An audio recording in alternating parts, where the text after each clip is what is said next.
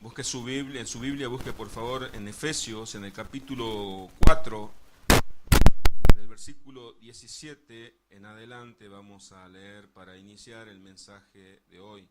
Luego de leer este pasaje voy a decirle cuál es el título del mensaje del sermón del día de la fecha. Efesios capítulo 4, versículo 17.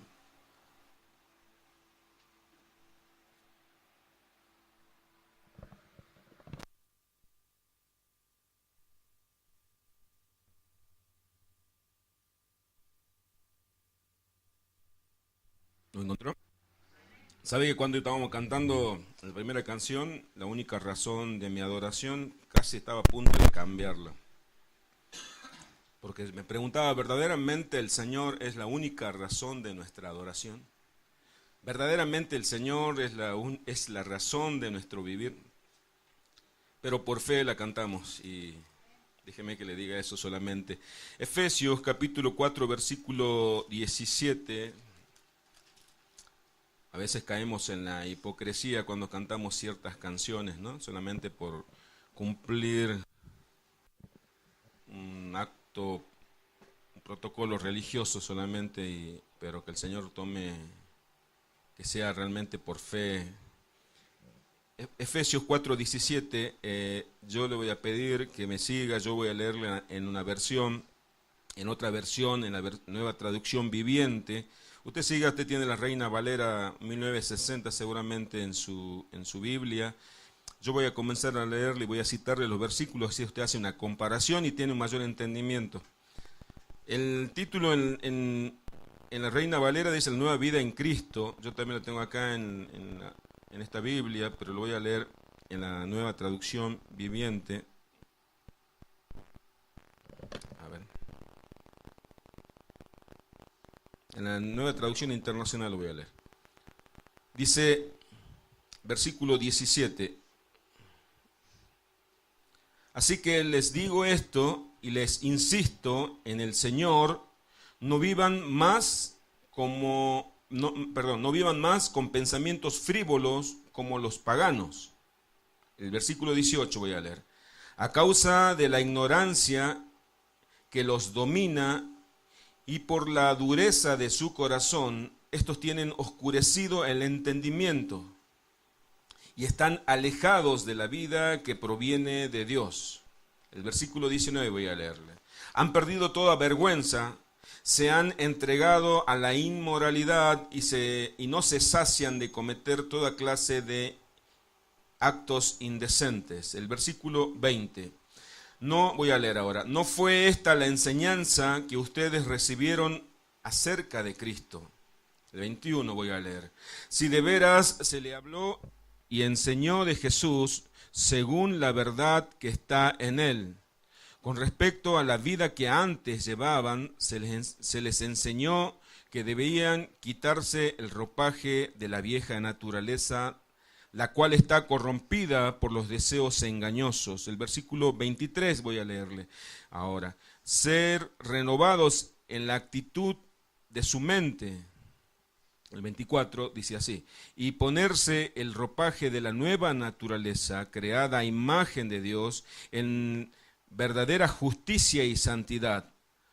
Por lo tanto, dejando la mentira, hable cada uno a su prójimo con la verdad, porque todos somos miembros de un mismo cuerpo. Si se enojan, no pequen, no permitan que el enojo les dure hasta la puesta del sol. 27 dice así, ni den cabida al diablo.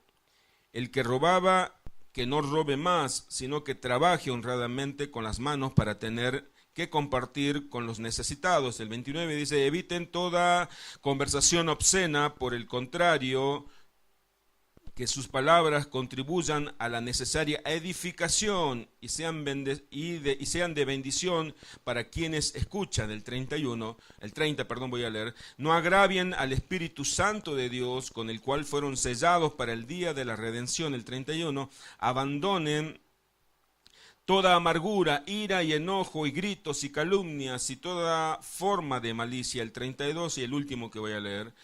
más bien sean bondadosos y compasivos unos con otros y perdónense mutuamente, así como Dios los perdonó a ustedes en Cristo, dice la palabra del Señor. Pero hay un versículo, le leí todo eso, el título que tienen en su Biblia dice la nueva vida en Cristo, en la versión que les acabo de leer dice el título, vivan como hijos de luz. Hoy quiero decirles por qué no podemos vivir como nos demanda el Señor. Si usted se fija en el versículo 17, le invito a que vuelva a mirar, poner su mirada en el versículo 17 del capítulo 4, y dice, esto pues digo y requiero en el Señor que ya no andéis como los otros gentiles que andan en la vanidad de su mente. Y el versículo 18, teniendo el entendimiento entenebrecido, ajeno de la vida de Dios, por la ignorancia que en ellos hay, por la dureza de su corazón. Hasta allí nomás, pido que levante su vista y escuche atentamente.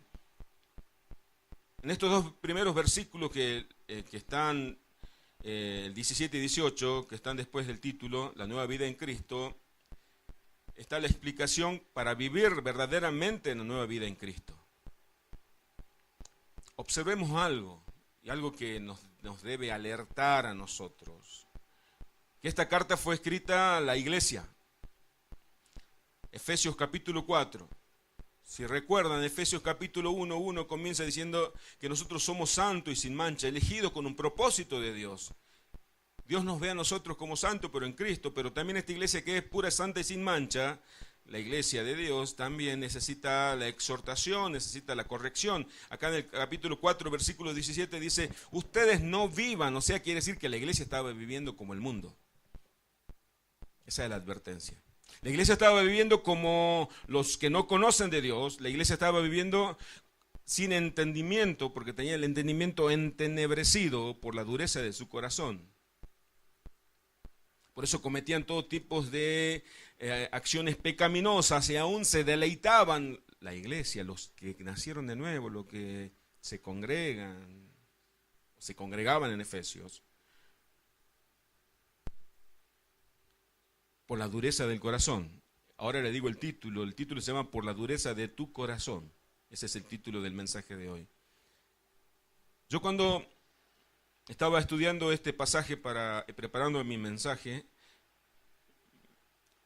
muchas veces leí Efesios 4 y algunas veces le habré predicado también, pero cuando me fijé y lo que decía el versículo 17, dice ustedes, por esto digo y requiero en el Señor que ya no anden, ya no vivan como los otros, no vivan como los demás. O sea, la iglesia estaba viviendo como los demás. Esto fue escrito hace casi 2000 años y todavía sigue actual porque la palabra de Dios es viva y es eficaz, no pierde vigencia. Y hoy nos exhorta también esta palabra a nosotros para que no vivamos como vive el mundo.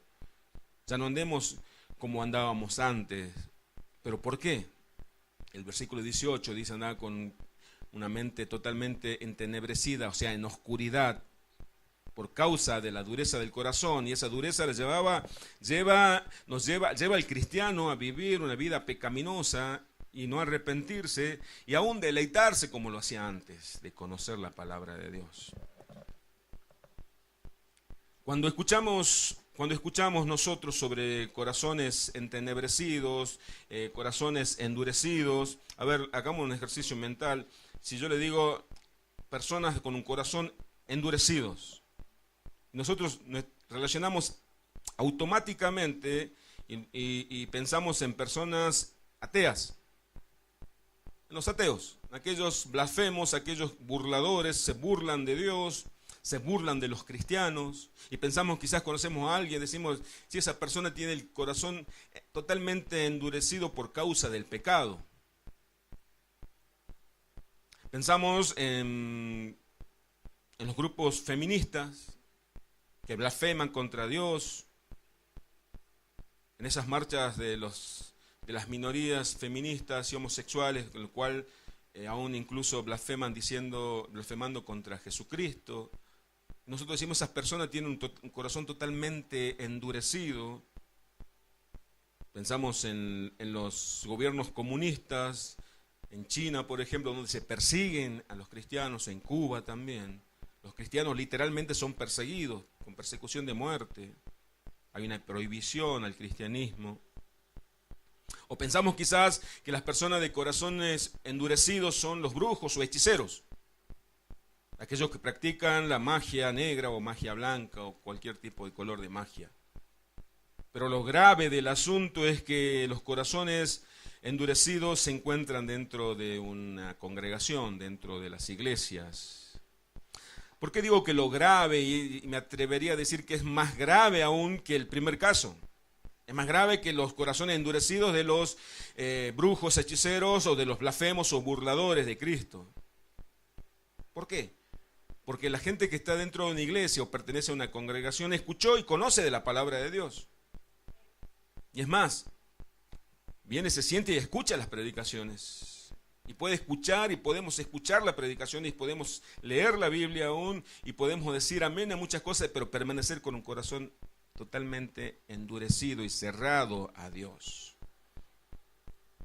Hay un ejemplo de que un niño en una escuela, en un aula, estaba en clase y el niño se paró, se puso en pie y no se sentaba, todos estaban sentados estudiando o escuchando a la maestra y si le preguntaban por qué estaba de pie, y la maestra le preguntaba y él no respondía hasta que la maestra le amenazó y dijo, sentate. Se sentó y la maestra continuó enseñando y cuando pasó un poco corto tiempo se puso de pie nuevamente. Y la maestra ya fue más severa en la advertencia y le dijo, sentate porque la próxima voy a llamar a tus padres, te voy a amonestar y te puedo expulsar. Y el chico dijo, bueno, yo me voy a sentar, pero en mi corazón yo me voy a mantener de pie. No nos olvidemos que tenemos un Dios, nuestro Señor, no ve solamente nuestros actos, sino ve nuestro corazón, lo que nadie ve. Yo puedo estar sentado escuchando la palabra de Dios, pero yo no puedo observar a nadie si tiene corazón abierto a Dios o totalmente endurecido a Dios. Pero las acciones son las que hablan. ¿Recuerdan cuando leímos Hebreos la semana pasada en el capítulo 3 y la anterior y la pasada el capítulo 4, pero las dos tenían en común cuando Dios les advertía a los cristianos hebreos que no sean como los israelitas que andaban en el desierto guiados por Moisés, los cuales endurecieron su corazón a la voz del Espíritu de Dios. Y le decía el autor de Hebreos a los cristianos, ya no a los israelitas, sino a los cristianos, los que tienen el Espíritu Santo, no endurezcan su corazón como hicieron vuestros padres en el desierto cuando el Espíritu les habló. Por lo cual ellos no entraron en el reposo de Dios y ustedes también pueden dejar de entrar en ese reposo de Dios. A la iglesia, con un corazón endurecido, un corazón cerrado, un corazón totalmente rebelde a Dios. Digo que la situación es peligrosa en el cristiano porque el ateo, el blasfemo puede escuchar la predicación del evangelio y puede rendirse a los pies de Cristo. Como pasó por ejemplo, con el apóstol Pablo, que era blasfemo, perseguidor de la iglesia, pero le habló el Señor y Pablo cayó de rodillas diciendo, Señor, ¿qué quieres que haga? Hay muchas personas que nosotros hoy quizás la catalogamos como corazones endurecidos por causa del pecado, pero pueden escuchar la predicación del evangelio y pueden rendirse totalmente quebrantados a los pies de Cristo. Pero lo grave en los cristianos con un corazón endurecido es que todo lo justifica con la palabra. Cualquier corrección que uno le haga dice, no, pero el Señor dice esto. Sacan texto fuera de contexto para justificar sus acciones rebeldes. O aún es peor que nosotros mismos nos autojustificamos. No, yo estoy así, ¿saben por qué estoy así? Yo por causa de los hermanos, yo estoy así por causa del pastor, yo estoy así por causa de la vida, yo estoy así por causa, y excusas hay miles y miles y miles. Ninguna son válidas delante de Dios. Lo que Dios nos advierte es que nuestros corazones no deben estar endurecidos cuando Él nos hable. Y usted se puede preguntar, y predicador, dígame, ¿qué es un corazón endurecido? Un corazón endurecido es aquel que escucha la voz de Dios, pero no la obedece. El pueblo de Israel escuchaba las advertencias de Dios, pero ellos hacían lo que ellos querían, no lo que Dios les decía. Ese es un corazón endurecido. Aquel que escucha el mensaje de Dios, pero permanece firme en su actitud. Yo voy a hacer lo que yo quiera. Cuando se escucha una predicación, no presta atención al mensaje ni a la advertencia de Dios, sino continúa con la misma actitud en la cual está viviendo, lejos de la voluntad de Dios. Para saber si nuestro corazón se está endureciendo, yo le voy a hacer una serie de preguntas. ¿Cuántas veces se escuchó sobre la importancia de la oración? Que una vida espiritual no puede, es imposible ser espirituales sin oración. ¿Cuántas veces usted recibió? Ahora le hablo a la congregación. ¿Cuántas veces se escucharon? Lamento que no hayan venido muchos, pero Dios sabe por qué. ¿Cuántas veces escuchamos enseñanzas sobre la oración, la importancia de estar en comunión con Dios? No hay otra forma de acercarse a Dios si no es por medio de la oración, para estar fortalecido en el momento de las pruebas.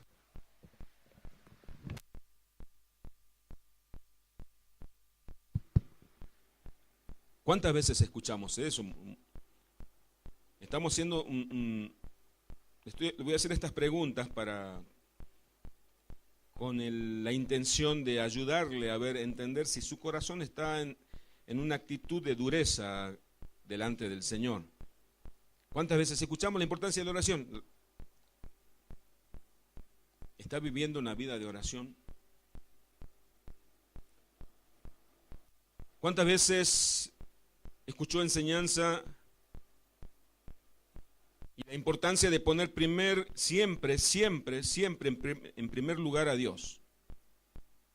¿Y cuántas veces seguramente dijo amén y amén? Lo llevó a la práctica, ponerle en primer lugar a Dios. En el momento que tuvo la oportunidad de ponerle en primer lugar a Dios, ¿lo hizo? No, Dios me va a entender. Estoy diciendo lo que yo digo. No, pero total es Dios. Total es Dios. Total es Dios. Yo digo, a veces,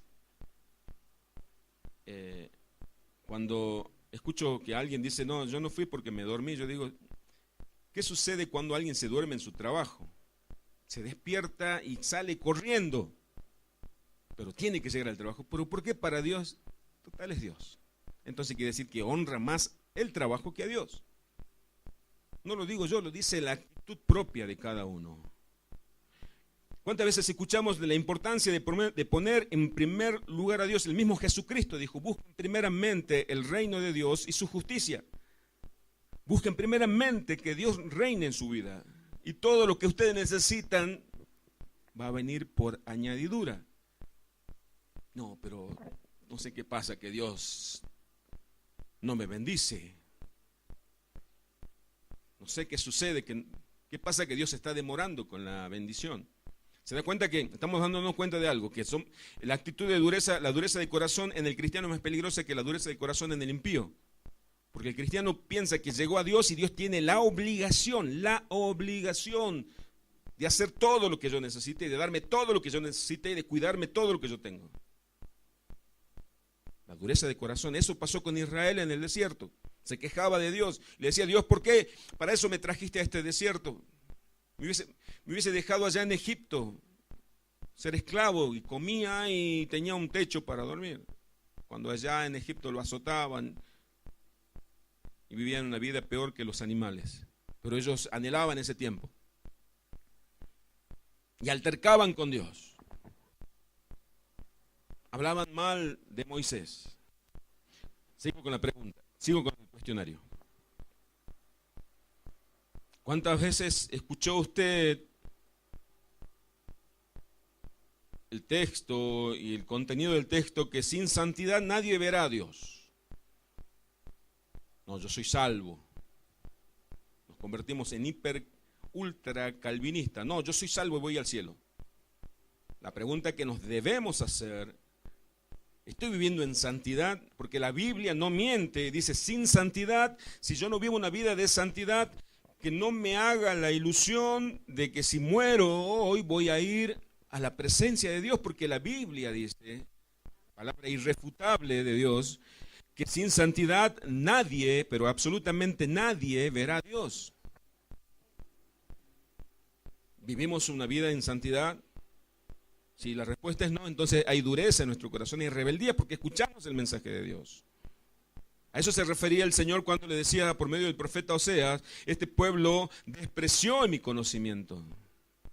Este pueblo desechó el conocimiento que yo les di. 5. ¿Cuántas veces escuchamos la necesidad de escudriñar las Escrituras para luego ponerla por obra? Muchas veces. Delante del Señor, por lo menos yo voy a ir en paz y decir: Señor, yo les enseñé, les prediqué todo el consejo de Dios. Yo espero que el Señor me diga: muy bien, buen siervo y fiel. Pasa y deleítate en el gozo de tu Señor. Sinceramente, esa es mi esperanza y esa es mi recompensa. Esa es la recompensa que espero. Jesús en Mateo, no lo busque, déjeme que usen palabras coloquiales y salteñas si es posible. Estamos empachados de tanta palabra de Dios. Estamos engordados de tanta palabra, lo que falta es ponerla por obra. No nos hace falta predicaciones, nos hace falta vivir la palabra. Jesús en Mateo 7:24 dice, luego del sermón, del magistral sermón del monte de Jesús, lleno de enseñanzas, lleno de doctrinas, dice Jesús: yo voy a parafrasear para que usted no lo busque, yo lo voy a decir, usted ya lo conoce. Aquel que escucha estas palabras y no las pone por obra, yo lo voy a considerar una persona necia. En otra versión dice una persona tonta. Es como aquel que quiere edificar una casa sobre la arena. Se esfuerza, la edifica, hace una gran casa sobre la arena, pero en el primer viento, en la primera tempestad, esa casa, como no tiene una base firme, cae y grande su ruina. Así es la persona que escucha la palabra, dice: muy linda palabra, muy buena palabra, pero no la lleva a la práctica. La iglesia, ahora hablando en modo general, la iglesia con mayúscula, la iglesia del Señor, lamentablemente en muchos lugares está viviendo en esa necedad de escuchar, de ser muy buenos oidores de la palabra. Y ya somos como degustadores de la palabra de Dios. Muy lindo mensaje, muy linda presencia de Dios. Con suerte, ¿no? que se dice eso. O a veces no entendí el mensaje. Pero acá lo más importante, el oír es el primer paso. El paso más importante es vivirla, ponerla en práctica. Es importante la oración. Voy a orar, porque Jesús enseñó una parábola diciendo que entendamos la importancia de orar continuamente y no desanimarnos. Orar sin cesar. Si no pongo en práctica esa palabra, después no nos vamos a quejar delante de Dios: Señor, ¿por qué? ¿Por qué me pasa tantas desgracias a mí? El Señor nos puede decir: porque sos mi hijo y te voy a enseñar a hacer lo que yo te digo que hagas.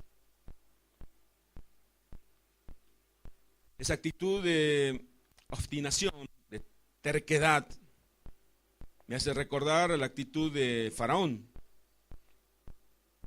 El Faraón en el tiempo de Moisés recibió 10 plagas el pueblo de Egipto. La primera plaga fue, le voy a decir rápidamente, cuando se el agua se convirtió en sangre, la segunda plaga de las ranas, la tercera de los mosquitos, la cuarta de las moscas, y venía Moisés al faraón, decía, dice el Señor que dejes ir a su pueblo a celebrar fiesta en el desierto, y faraón decía, no, terco, no, orgulloso, no. Una advertencia, plaga, primero agua en sangre, no. Dice el Señor, no, ranas. Dice el Señor que le dejes en libertad a su pueblo. No. Mosquitos, moscas, la cuarta plaga, quinta plaga, muerte del ganado. Faraón dijo, no voy a hacer lo que me dice Dios. Sexta plaga, úlceras, en toda la gente de Egipto y en todas las bestias, en todos los animales. Faraón dijo, no. Séptima plaga, granizo. No. Octava advertencia de Dios, langosta, fue el castigo por no escuchar la advertencia de Dios. La novena, tinieblas. Pero llegó un momento que Dios es el creador, es nuestro hacedor. Así como el músico sabe qué tecla tocar para que suene mejor el instrumento, Dios sabe qué fibra va a tocar en nosotros para que nos quebremos. La décima y la última fue la muerte de los primogénitos, de los hijos mayores. Ahí el faraón se hizo pedacitos, se quebró. Múltiples son las advertencias para llevarnos al arrepentimiento, pero a veces nosotros somos como el faraón, decimos a Dios no. Estamos sentados en una silla de una iglesia y decimos no, voy a continuar. Santidad, no. Estamos en el tiempo de la gracia. Dios perdona. Escudriñar la palabra, no, pero ¿para qué? La letra mata. Todos tenemos justificativos, somos expertos en justificaciones. Múltiples son las advertencias, como dice en Romanos 2, cuando dice, no confundas que ni desprecies ni menosprecies la misericordia, la paciencia de Dios, porque esa misericordia, esa paciencia, Dios te quiere guiar al arrepentimiento, no confundas con la aprobación de Dios. Dice, cuentan que en las guerras los valientes incrédulos, se terminan los valientes incrédulos en las guerras cuando escuchan los primeros silbidos de las balas cerca de los oídos de los valientes incrédulos. De cabeza se tiran a las trincheras, temblando, invocan el nombre de Dios. Cuando ven la muerte cara a cara.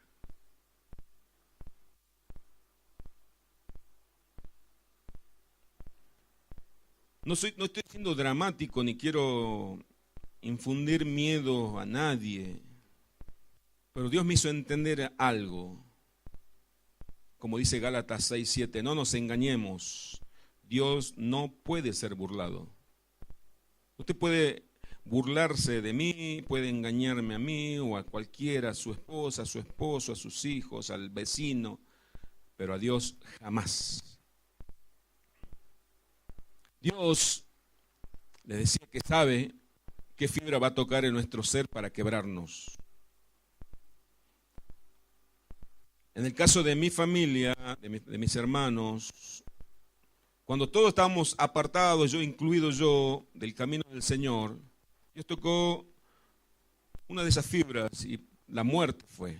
La muerte de un sobrino fue el que nos quebró a todos y todos estábamos a los pies del Señor. Yo una vez le compartí esto a alguien, le digo, Dios, si tiene que matar a un ser querido, Dios lo va a hacer. Y ese alguien me dijo, no, Dios es bueno. Yo le dije, Dios mató a su hijo en la cruz, a su único hijo que amaba con todo su corazón en la cruz por nosotros.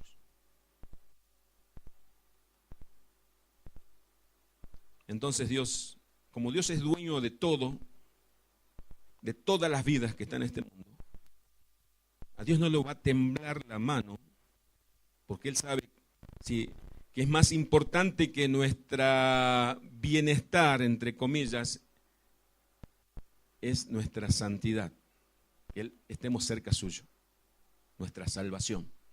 Eso siempre Dios va a priorizar. Si tiene que quebrarnos, Dios lo va a hacer. No seamos como el faraón, corazón duro. A veces queremos hacerle un piquete a Dios, no voy a ir a la iglesia porque Dios no me está bendiciendo en esta semana. Corazón duro. Corazones duros. No existe el corazón duro delante de Dios. Vuelvo a decirle. Como el buen músico sabe qué tecla tocar o qué cuerda de la guitarra tocar para que suene bien, Dios conoce cuál es la tecla, el punto, qué fibra de nuestro ser va a tocar para quebrarnos. A Faraón le dolió la muerte de su heredero, de su hijo mayor. Y no fue la muerte del faraón, porque uno siempre prefiere como papá que me pase a mí, pero que no le pase a mi hijo. Así somos los padres, ¿sí o no? Que me hiera a mí el Señor. El Señor dice, no, a vos no. Porque sé que a vos sos tan duro, capaz nomás que si te quiebro a vos, te ponga más duro. Te toco a vos, no te voy a quebrar, perdón. Pero si toco a un ser amado, a lo que más amas, te vas a hacer pedazo. Y no es maldad de Dios, es amor, es amor. La cruz habla de la justicia y del amor de Dios. Yo quiero que busque ahora Ezequiel, capítulo 33, versículo 31. Ezequiel, capítulo 33, versículo 31.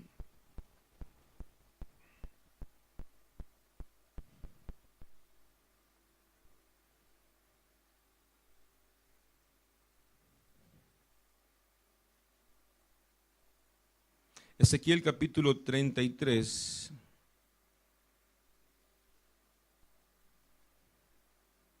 Vieron que muchos hacen como número de teléfonos. Bueno, el número de teléfono es 33, 31, 33. Del 33, capítulo 33, del versículo 31 al 33.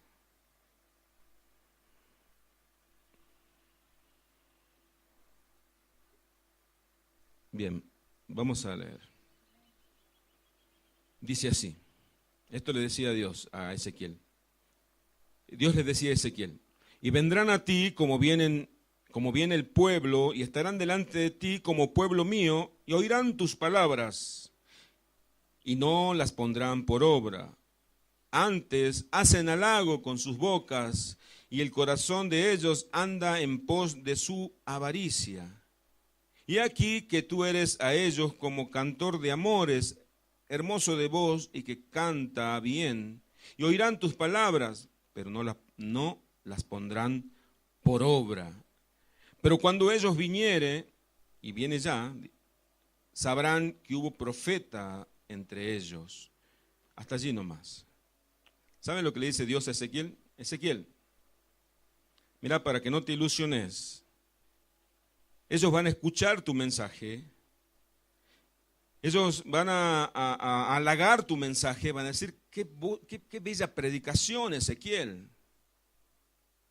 Sos como un cantor, un buen cantante que canta una hermosa canción, así es tu mensaje. Hasta la voz tuya es linda, Ezequiel. Pero dice el Señor, yo sé que ellos no van a poner por obra la palabra que yo les envío. Oirán tus palabras, pero no las pondrán por obra. Porque ellos siguen su propio camino, siguen su propia ambición. Van a seguir viviendo en su propia vida. Esto le dice Dios a Ezequiel, porque el pueblo de Israel en ese tiempo estaba cautiva por el pecado. Saben que los pueblos que rodeaban a Israel eran pueblos paganos que vivían un libertinaje sexual, un libertinaje de la carne, se emborrachaban. Y ellos querían vivir lo mismo. Y este Dios, el Dios que conocemos, le hablaba de una vida recta. Y ellos no querían dejar eso. Y entonces Dios le dice a Ezequiel, ellos van a escuchar tu mensaje. Van a alabar tu mensaje. Te van a decir, Pastor Ezequiel, qué lindo mensaje que usted predica. Aparte, qué linda voz que tiene, ¿no?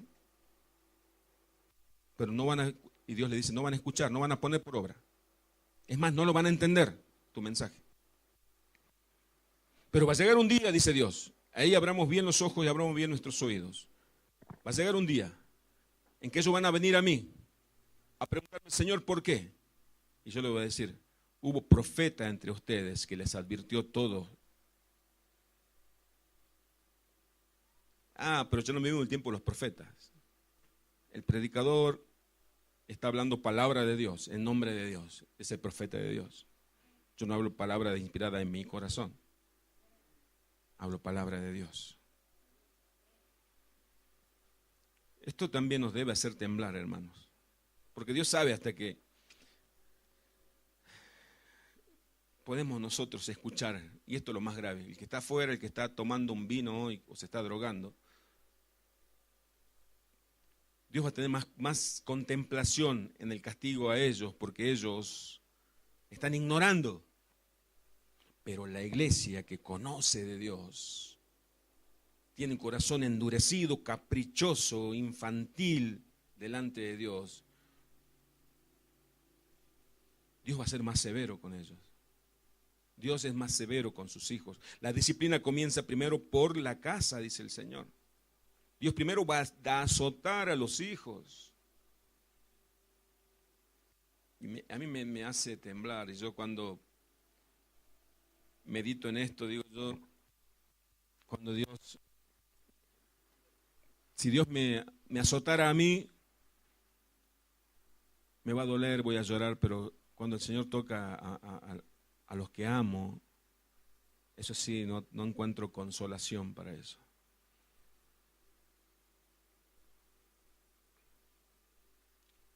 ¿Usted recuerda cómo llegó a Dios? ¿Cuál fue el dolor, la necesidad que le acercó a Dios?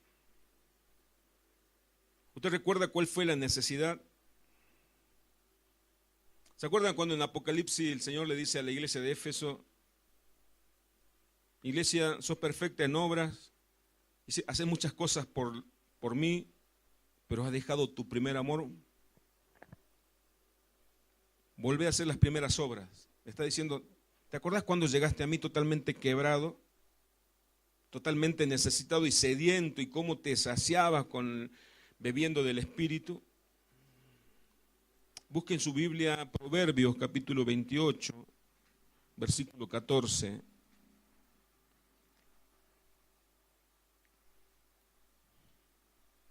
Proverbio capítulo 28, versículo 14.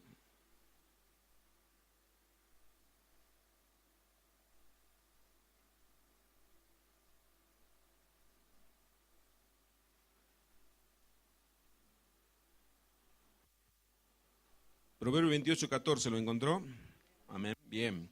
Bienaventurado el hombre que siempre teme a Dios, mas el que endurece su corazón caerá en el mal. Bienaventurado el hombre que siempre teme a Dios, siempre. Pero el que endurece su corazón caerá en el mal. Por eso en Hebreos capítulo 3 y el capítulo 4, el Señor en muchas oportunidades, en ese capítulo, al correr del capítulo, de esos dos capítulos, dice, no endurezcan su corazón cuando escuchen la voz del Espíritu. No endurezcan su corazón cuando escuchen la voz de mi Espíritu, dice el Señor. Porque eso provocó mi ira, el endurecer el corazón. Zacarías capítulo 7, busque ahora, por favor. Zacarías, el libro del profeta Zacarías, capítulo 7, versículo 12.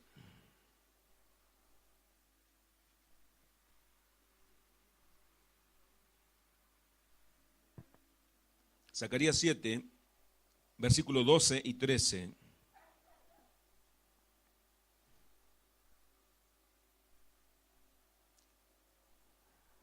Ya lo encontraron. Dice, y pusieron su corazón como diamante para no oír la ley ni las palabras que Jehová de los ejércitos enviaba por su espíritu por medio de los profetas. Los profetas primeros, perdón. Vino, por tanto, gran enojo de parte de Jehová de los ejércitos, y aconteció, dice el versículo 13, que así como él clamó, como Dios le clamó, Dios les anunció, y no escucharon, también ellos clamaron, y yo no escuché, dice Jehová de los ejércitos. Hasta allí nomás. Eso también tenemos que temblar, literalmente temblar cuando leamos esto. Dice que Dios le envió su ley por medio de los profetas en el Antiguo Testamento, en la antigüedad. Y ellos endurecieron su corazón como diamante. Diamante es lo más duro que puede existir en este planeta. ¿Sí? Así estaba el corazón de ellos. Y eso provocó el enojo de Dios. Después ellos clamaron, dice. Pero llegó un momento en la necesidad que ellos tenían, clamaron a Dios. Y Dios sabe lo que le dijo Dios, nuestro buen Dios, el Dios que es amor, le dijo, yo les clamé a ustedes y ustedes no me escucharon. Y ahora ustedes me claman a mí y yo no voy a escucharlos tampoco. Por eso a veces nuestra actitud, nuestro corazón endurecido hace que también el cielo se convierta en un cielo de bronce, no vivamos bajo cielos abiertos. ¿Qué pasa? Que cuando le clamo a Dios, pareciera que Él no me escucha, porque le clamas por tu necesidad, egoístamente, y te olvidaste de tu Dios. Eso pasó con Israel. Síntomas. Voy a leerle, presta atención. Puede cerrar su Biblia si lo desea. Síntomas de un corazón endurecido. Insensibilidad. Un corazón totalmente insensible a todo. Insensible a la palabra de Dios, insensible a la adoración, insensible a la necesidad de todos. Un corazón insensible, que solamente piensa en su propio bienestar. Puede ver un hermano morirse de hambre, insensible, no me importa. El dolor, el único dolor que me importa es el mío, la única necesidad que me importa es la mía. Egoísmo. Algunos pasajes en la Biblia, de Filipenses, por ejemplo, que dice que tengamos la misma actitud de Cristo Jesús, que Él estaba en el cielo, abandonó todo ese cielo para venir a esta tierra a sufrir, a padecer y a morir por nosotros, no por Él, por nosotros. No fue egoísta. Síntoma. ¿Soy egoísta? Rechazo a la autoridad. Al pastor. Voy a hablar de la iglesia. No voy a hablar de la autoridad de tránsito, que también si usted no se sujeta a la autoridad civil, está, dice la Biblia, que se está resistiendo a la autoridad de Dios, porque Dios puso toda autoridad. Si los hijos no se sujetan a los padres, se está resistiendo, no están resistiendo a la autoridad del Padre, sino a la autoridad de Dios. Ustedes ya lo saben eso. Rechazo la autoridad, a la autoridad del pastor en la iglesia. No, pero sí un hombre como yo. No, Dios me puso como autoridad. Desobediencia. Escuchamos la palabra de Dios, hago mi parecer, desecho la palabra de Dios, desobediencia. Autojustificación ante las conductas pecaminosas. Si me justifico por todo y no me arrepiento porque mi corazón está totalmente endurecido ante Dios. O se está endureciendo. No, lo hago porque soy un pecador y dejé de amar a Dios y me amo a mí. Esa es la realidad. Así como David pecaste, cayó de rodillas, se arrepintió. Anteriormente Saúl, pecaste, no, yo no pequé. No, yo lo hice porque me pareció bien a mí, mira, yo pienso que Dios se equivocó en esto. 5. Resistencia a la corrección. No le gusta que le corrijan. Porque es soberbio, un corazón duro es soberbio. Salmo 51, 17 dice, David decía, el sacrificio de Dios, lo que Dios aprecia es un corazón, un espíritu contrito, porque el corazón contrito y el espíritu quebrantado, Dios no va a despreciar. humillado. El corazón duro es soberbio, no quiere que le corrijan. No acepta correcciones. Sexto, poco interés en las cosas espirituales, la apatía espiritual. Oración no me da gana. Lectura de la Biblia, menos. Voy a buscar un predicador, esos que gritan y que te arengan y que te tocan las emociones, eso me gusta. Te gustan que te adulen. No les gustan las cosas espirituales. Congregarse es un sacrificio.